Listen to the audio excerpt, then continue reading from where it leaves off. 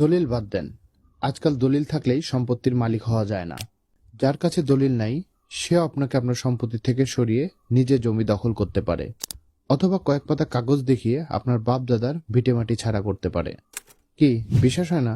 যদি বিশ্বাস না হয় তাহলে ভিডিওটা সম্পূর্ণ দেখুন। এখন দেখার যদি সময় না থাকে শেয়ার করে রাখুন, পরে দেখবেন আপনারই কাজে লাগবে। বাপ দাদার আমলের একটা দলিল বুকে হাতড়ে বসে আছেন এবং ভাবছেন এই দলিলই হয়তো আপনার সম্পত্তি বাঁচাবে। কিন্তু ভাই লোক, এটা 2026 সাল। মানুষ যেমন চালাক হয়েছে, আইনও তেমন আপডেট হয়েছে। শুধু দলিল থাকলেই কি হবে? দলিলটা সঠিক কিনা কোনোদিন যাচাই করেছেন? দেখেছেন কি যে দলিল বলে আপনি আপনার সম্পত্তির মালিকানা দাবি করছেন সেই মালিকানা ঠিক আছে কিনা?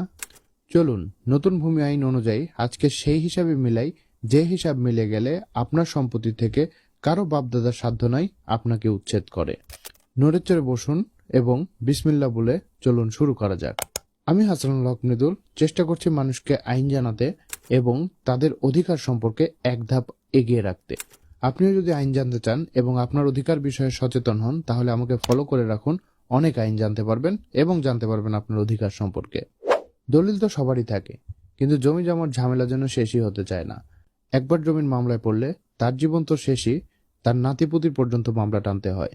বেশিরভাগ মানুষ জানেই না কিভাবে একটা সম্পত্তির মালিক হয়। অনেকেই মনে করেন শুধু দলিল থাকলেই বুঝি মালিক হওয়া যায়। হ্যাঁ, দলিল থাকলে তো অবশ্যই মালিক হয়, কিন্তু দলিলটাকেও তো সঠিক হতে হবে নাকি? তাহলে কথা হলো, দলিল সঠিক কিনা বুঝবেন কিভাবে? নতুন ভূমি আইনের একটা নির্দেশনা দেওয়া আছে। সেখানে বলা আছে জমির মালিক সেই যার সর্বশেষ রেকর্ডে নাম আছে। আরএস রেকর্ড হলো সর্বশেষ রেকর্ড, যেটা 1966 সালে শুরু হয়ে 1984 সালে শেষ হয়। আরএস রেকর্ডে যার নাম রয়েছে তিনি সম্পত্তি বিক্রয় করতে পারবেন। আরএস রেকর্ডীয় প্রজা যিনি রয়েছেন, অর্থাৎ আরএস রেকর্ডে যার নাম রয়েছে তিনি সম্পত্তি বিক্রি না করেই যদি মারা যান তাহলে তার উত্তরাধিকারী যিনি আছেন, অর্থাৎ স্ত্রী, পুত্র, কন্যা বা অন্যান্য যারা আছেন তারা যদি বেঁচে থাকেন তাহলে তারা সেই সম্পত্তির মালিক হবেন এবং পরবর্তীতে তারা সেই সম্পত্তি বিক্রি করতে পারবেন। উত্তরাধিকারীরা এই সম্পত্তি বিক্রি করতে হলে তাদের নিজেদের মধ্যে বাটোয়ারা করে নিতে হবে।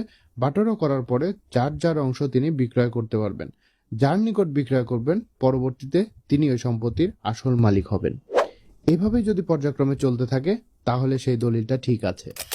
কিন্তু যদি এমন হয় আরএস রেকর্ডে একজনের নাম রয়েছে কিন্তু আপনি যার কাছ থেকে দলিল ক্রয় করেছেন সেই সূত্র ধরে যদি পেছাতে থাকেন তাহলে আরএস রেকর্ড যার নাম রয়েছে তার নাম পর্যন্ত যদি না যায় তাহলে সেই সম্পত্তি আপনি পাবেন না। সম্পত্তিতে অবশ্যই ভেজাল আছে। তাই আপনার দলিল সঠিক কিনা সেটা বোঝার জন্য দেখুন দলিলের দাতাকে। এরপরে দেখুন রেকর্ডে সেই দাতার নাম রয়েছে কিনা। যদি রেকর্ডে দাতার নাম না পান তাহলে দেখুন সম্পত্তিটা দাতা কিভাবে পেল। যদি দাতা উত্তরাধিকার সূত্রে সেই সম্পত্তিটা পায় তাহলে সেই রেকর্ডে তার বাবা অথবা দাদার নাম থাকবে অথবা তার পূর্বের কারো নাম থাকবে, অর্থাৎ দাতার রক্ত সম্পর্কীয় কারো না কারো নাম সেখানে থাকবে।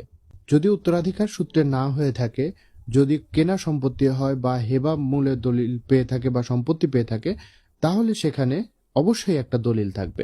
এই দলিলকে বলা হয় ভাই বা পিঠ দলিল। যদি আপনার দলিলে সেই দলিলের নাম্বার উল্লেখ থাকে তাহলে সেই দলিলটা যে সাব রেজিস্ট্রি অফিসে রেজিস্ট্রি করা হয়েছে সেখানে যে ভেরিফাই করে দেখবেন যে আসলে এই দলিলটা হয়েছিল কিনা।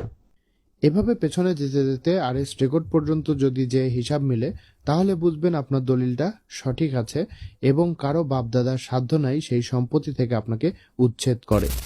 যদি কেউ এরপরেও জোর করে আপনাকে সম্পত্তি থেকে উচ্ছেদ করে তাহলে আজকের ভিডিওতে যে বিষয়টা আলোচনা করলাম এই হিসাব যদি আপনি মিলাতে পারেন তাহলে মামলা করে আপনি খুব দ্রুত সমাধান পাবেন।